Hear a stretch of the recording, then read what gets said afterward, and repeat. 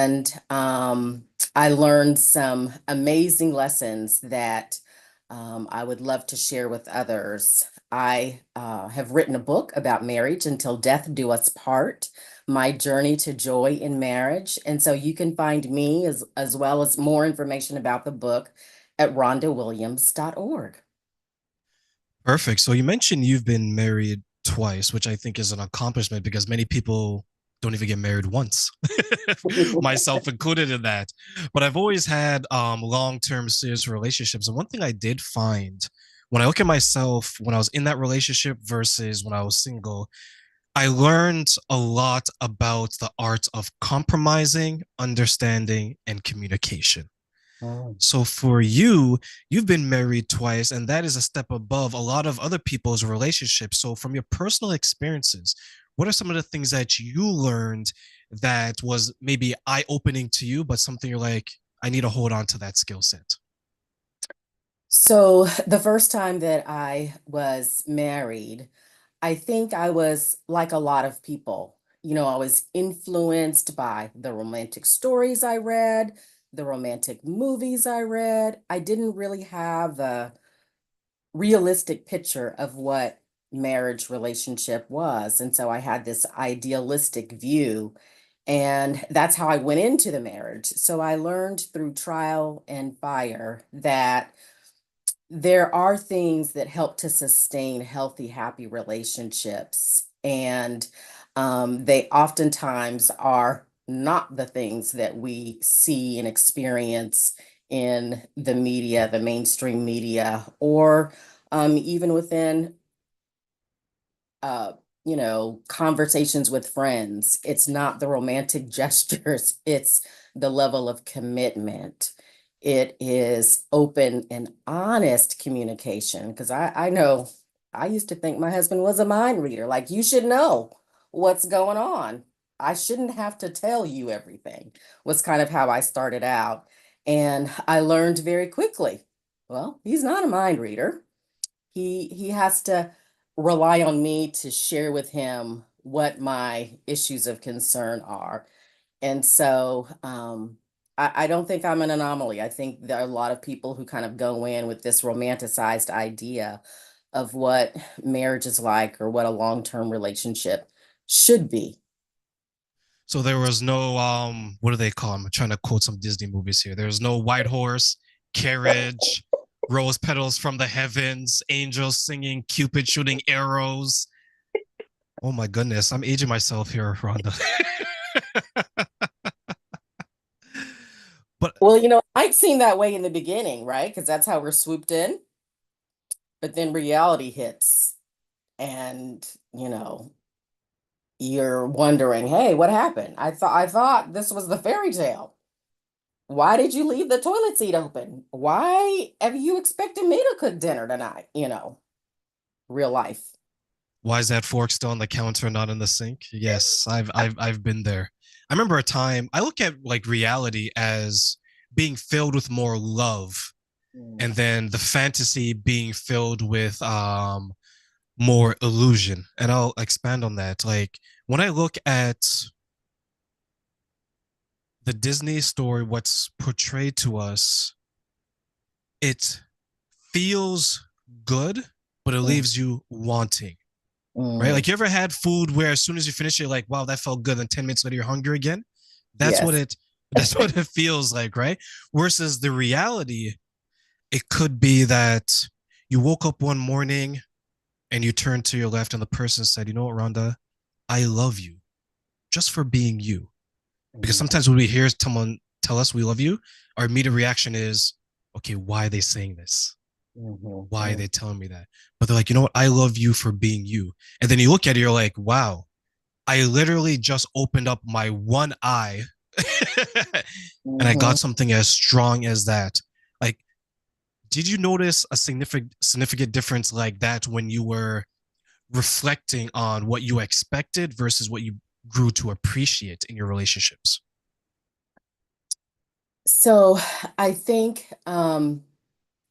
when I came to kind of this understanding of what real love is and how it's manifested, Um, it was it was around understanding what God said marriage is, and it is when two become one.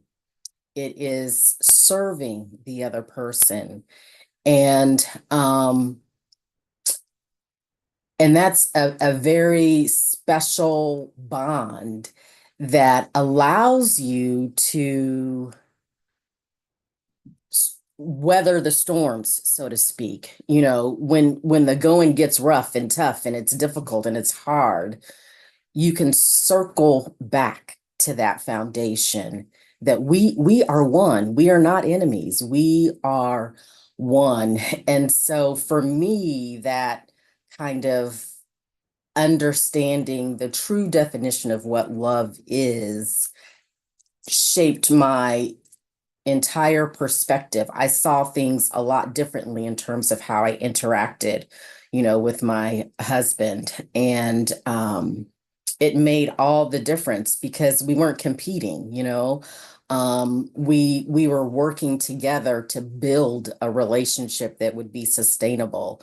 And so then it impacted how we interacted with each other.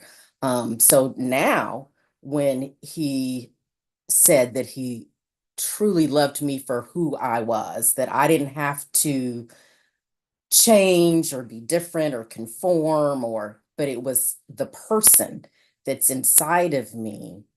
Um,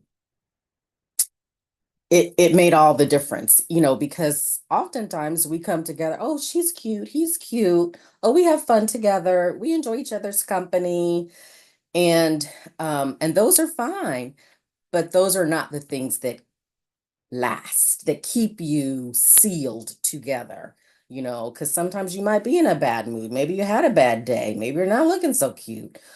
You're still gonna love me. So the love, the definition of love, is very important.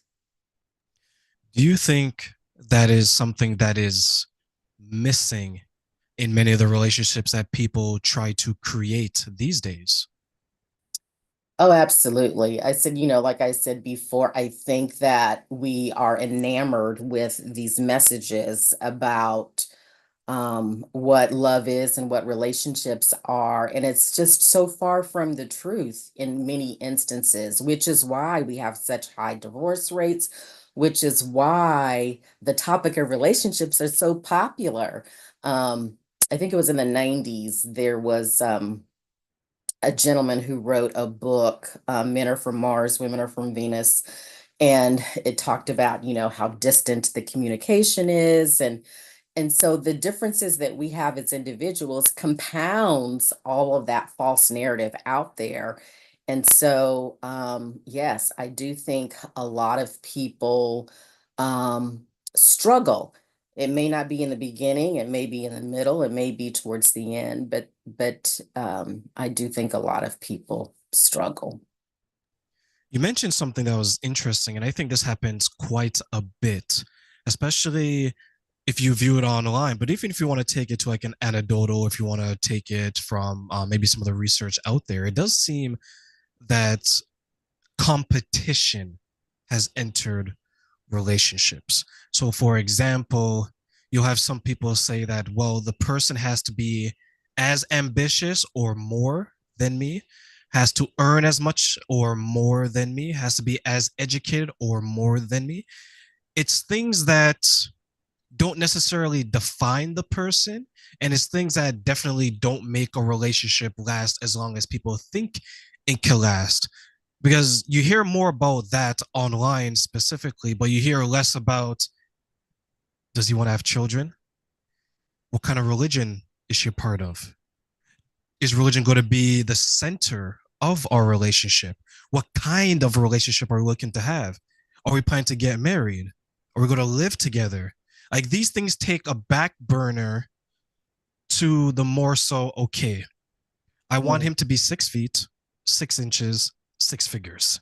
I Mm-hmm. want her to be a virgin or only have slept with one person under 25, hopefully over the age of 19 and legal. And she has to be 120 pounds and 5'3". Mm-hmm. Like, it's very superficial. So do you I know you mentioned the biblical aspect, and I really want to expand on that because I think for me, when I was in the church and when I was in my religion and I began to understand the expectations, which was in a lot of ways a protection. Mhm, Do you mhm, still view it that way, that it is still a protection and some people unfortunately are not protected by the virtues of what a mhm. marriage should be or what it should look like? Absolutely. I think some of those superficial characteristics that we assign to, our future mate have always existed, but it's been amplified by social media, right? So, people post these lovely pictures of two happy people and they're beautiful and they're living this glamorous life and people want that. They think there's joy in that.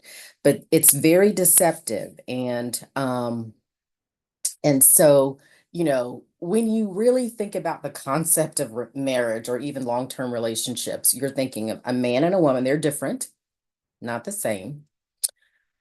They grow up differently, they're exposed to different things, they have different life experiences, and then they come together and want to build a relationship, even consider bringing in children, raising children. When you think about it conceptually, it just doesn't make sense. You think, how could that possibly work? But God has given us biblical principles to help that be sustainable. And the first and foremost is the definition of marriage and what that is, that it is a lifetime commitment between two people who are God fearing. And when they come together, they become one. So that's what to be equally yoked means. Sometimes there are folks who extend that definition of equally yoked to say it has to be a specific kind of religious practice or denomination. That's not what the Bible says. The Bible just talks about you have to be, um, you have to believe that God is the creator. He's the one who created marriage, and that you are to become one. And in order for that to happen, there's a way you have to relate to each other. Um, and God has given very clear expectations about what the responsibilities of a man are and what the responsibilities of a woman are. Um, he has said that, the husband is to be the protector. He is to be the protector of the relationship, of the family.